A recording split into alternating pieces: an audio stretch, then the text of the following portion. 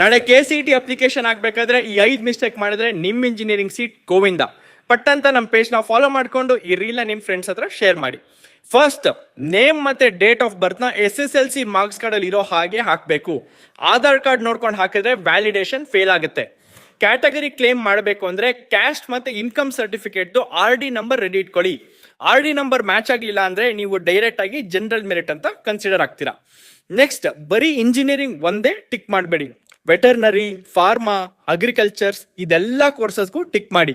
Rank ಅಕಸ್ಮಾತ್ ಕಡಿಮೆ ಬಂದ್ರೆ ಬ್ಯಾಕಪ್ ಆಪ್ಷನ್ ಅಂತ ನಿಮ್ಗಿರುತ್ತೆ.